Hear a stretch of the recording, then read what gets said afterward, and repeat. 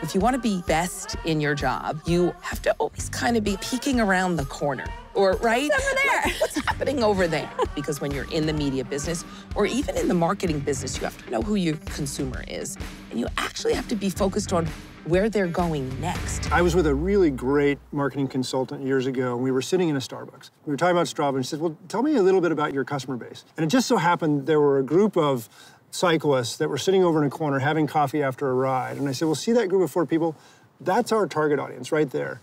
And her face lit up because she said, oftentimes when I ask people this, they'll say, well, anybody here in Starbucks could be the audience. But in our case, by going and being very focused and intentional, we then could have an intimate conversation. And as you start to do that, you start to just tease out. So this is how they talk. This is the language that they use. These are the features that they're going to need if they were ever to go digital.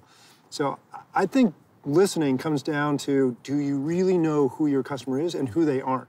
Authentic marketing is really earning the right to speak with your customers and delivering content that prioritizes their needs above your company or your product's needs. Helping, not selling. That's really a mantra that we try to live day in and day out. What are some actionable techniques that people can use to walk in the shoes of their customers? Oh, well, that's easy. Use the product. Use it all the time.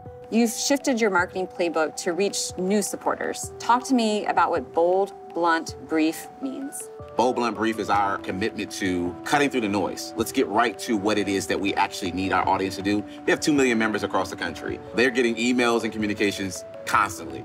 We want to get to the point. How did you pivot your programming strategy during the COVID lockdown? The switch we made was to think, well, how does the audience feel right now? So as well as cutting money, we reinvested money into super fast turnaround programming. We were all forced to have to cook every night. So we had a show every night where a famous chef here, Jamie Oliver, was cooking, and he was cooking day by day without crew. In the end, he was filming himself on his iPhone. But it was super popular because it was the reality of what we were all stuck with. What's it like to create that content, which is putting that audience and putting that trust at the center? It's about creating content that allows people to escape everything else that's going on and just really enjoy the workout. And I think that's what's so unique about Peloton. And our world-class instructors, they're unscripted. They bring such a unique vantage point that really allows you as the member to connect with it. How are you thinking about experiences as a marketer? The design thinking is all about the experience, but it always starts with consumer first. And what are we solving for? And I think that's what any product innovation and marketing team really should focus on. Consumers should have a chance to play with the products. People that come here really enjoy the unique experience. People are so curious about, how will this feel in my hand? What is your advice to marketers that are trying to stay one step ahead of the curve? I think it's listening to the marketplace and taking your cues from your audience. I think if you're not on the playing field, if you're not using the tools and spending time where your audiences are, you're never going to learn anything. I heard that you've done some guerrilla marketing tactics. How have you gotten that word out? Farmers markets is going to be the best way and most efficient because you already have customers walking around. So you got to say, hey, would you like to try a sample? You know?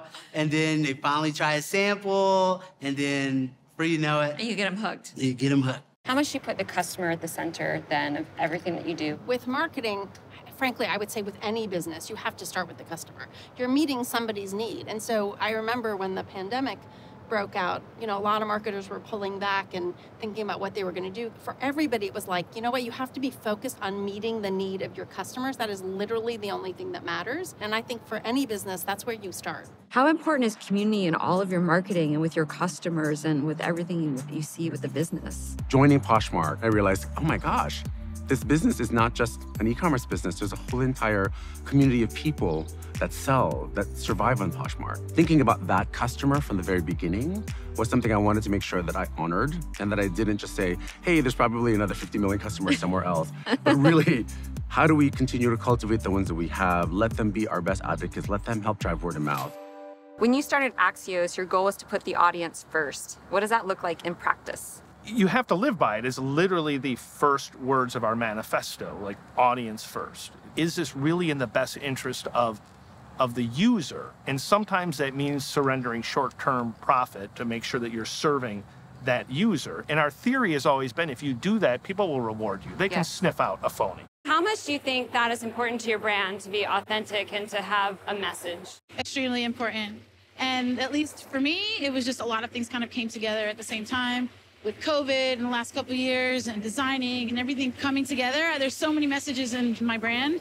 But the main thing is really inclusion, because we all fluctuate in sizes. I fluctuate between like a 12 and a 16, but I would like to feel good at any size. If I can just think about that little girl, I'm gonna cry. But if I can just think about that little girl feeling good in that suit and having fun and like ripping and surfing in big waves, I'm winning already. You know, I've already won. That's it. That's how I feel. Thanks for tuning in. Make sure to check out more episodes on Salesforce Plus.